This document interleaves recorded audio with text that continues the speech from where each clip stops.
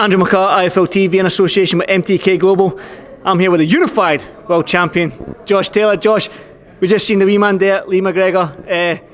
You were over the moon with him. I mean, how delighted are you for Lee McGregor to win this European title? I'm buzzing, man. I think I'm not just as buzzing about as much as he is, but man, I'm absolutely over the moon for him. He's lived the life completely for 6 months, 3 setbacks, away from his family, his wee daughter, everything. Do you know what I mean? He's sacrificed, he's changed his whole life about it, like the way he carries himself, like dedicating himself more to his craft in terms of nutrition and things like that, and learning and all that sort of stuff, and just coming away from home when he doesn't want to come away from home because he's a bit of a home bug. He likes to stay home and all that stuff. So he's made the sacrifices, and look at what it's done. It's paid off in dividends, and I'm so happy for him, man. So happy for him. Is it true that he didn't eat veg until he started going down to see Ben?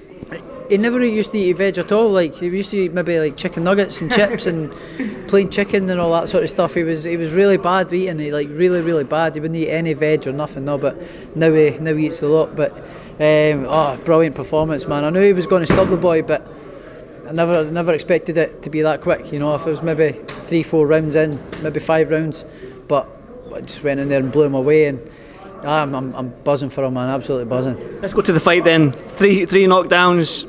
Body shots seem to be the key in that fight. I mean, Lee's a big boy. I think he's around my height, and he makes 8 stone 6 now.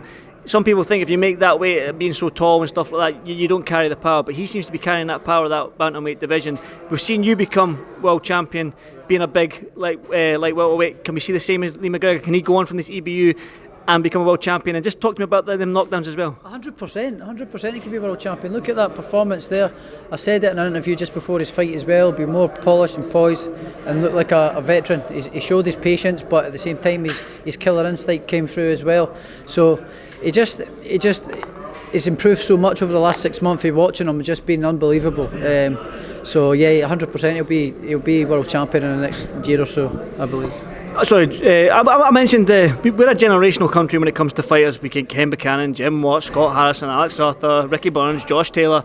We've never really had multiple world champions. Do you think with this crop of fighters that we've got now, with you spearheading the movement, that we could see multiple world champions within Scotland? I think so as well. You've also got Will Hutchison as well, who's making movements as well up at his weight, and he's making moves up there as well, and performing well too. So there's 3 of us. Yeah, there's loads of young talents coming through. Kieran Smith and that as well. You know, so we've got loads of pool of talent in Scotland at the minute, and it's Scottish boxing's flying, which is good. It's great to see, and it's great to see the young pool of talent that's coming through at the minute as well. Lee McGregor said, that's me got this title, it's your turn next. You're up against Jose Ramirez. I know you've done an interview with Umar down at Harlow in the gym and stuff like that, but watching the wee man do it, he just said, you win all these titles, that's every single title in boxing in Scotland, the British Commonwealth, European with Lee, and all 4 world title belts in the Ring magazine with you. Does that inspire you? Unbelievable. That's another piece of history as well. That's never been done in Scotland. You know, all the belts in Scotland for one, but to be in the same city as well, Edinburgh, and at the same gym, you know, it's unbelievable, man. It's up to me now, and 100% it's going to happen. All the belts are coming back to Scotland, and the pans, as I say, and it's just it's going to be a massive piece of history. So it's down to me now the next 9 weeks to get the game right and do it and pull it off.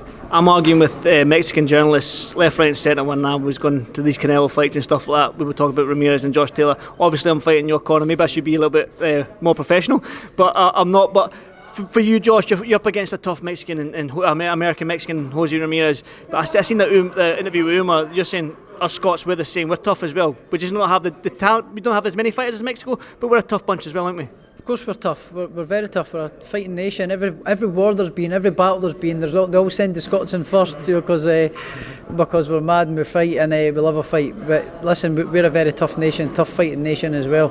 Ramirez is a good fighter, very good fighter. Unified world champion, unbeaten, 26-0. You know, come forward, pressure fighter, puts it on you, tries to overwhelm his opponents. But I think that's most of his game, and I think that's all he's got, and I think he's expecting to come in and overrun me and wear me down, which is just not going to happen. So if he wants to come out and box, then he loses that fight all day long as well. So I just can't see how he can beat me. It's down to me, the way I take this fight on, and we'll see. We'll see a good performance, and I believe I'll knock him out. I think I can knock him out. Talk to Bob Arum said that he's going to hold 1,000 tickets back in the hope that travel restrictions will be lifted and we can get 1,000 jocks over there. It'll be a sad state of affairs if we can't, because obviously we spoke off camera at length, and you witnessed Carl Frampton when he fought Santa Cruz in Vegas and stuff like that. I witnessed what Fury done against Wilder out in Vegas, where everyone coming out to spoil him. So it'll be like a miscarriage. Well, I wouldn't call it, obviously the restrictions and stuff like that, but it'll be a sad time if you can't bring the fans over it. It would be a little bit of a letdown, you know, because you dream of these fights. I've been one of the very lucky, fortunate few to land a mega fight like this in Vegas and see my name up in bright lights, and you dream of it for years and years, and it comes around and it's all these travel restrictions and maybe only half capacity crowd and stuff like that. But you know, and only 1,000 tickets if the travel restrictions get lifted, which is you know, is 1,000 people, which is good. But you know, we could have had our travelling army coming over, and like I say, like I touched on, you touched on it there with Carl Frampton, you know, taking the travelling support and spending time with his fans after the fight and things like that. That would have been good. But do you know what? This is extra fuel for me as well, because it's going to be mostly Americans here, and all shouting for him. Mostly them shouting for him, which gives me massive motivation as well, and that extra bit of grit between my teeth, which works in my favour, and get him out there as well.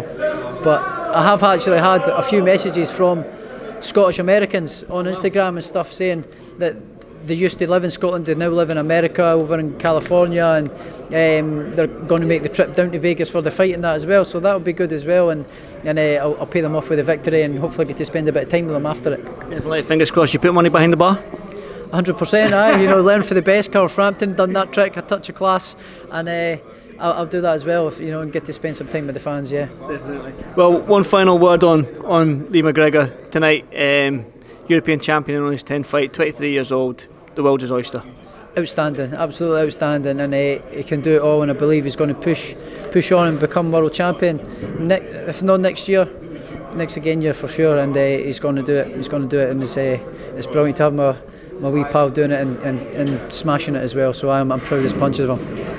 Josh, I know you've got you were not a big fooder, but I know you've got a little Just Eat coming, healthy food only, obviously. No, listen, it's a Friday night and my weight's good, so a nice big burger and chips, so there we go. Good man. Josh, I won't keep you much longer then. I'll let you go and celebrate with the rest of the team and stuff like that, and enjoy training camp, and probably the next time I'll see you will be in Vegas the week of fight week, so I'm looking forward to it. I can't wait. Stick in, brother. Nice one, Andy. See you soon. Thanks, Josh. Thank you, mate. Thank you.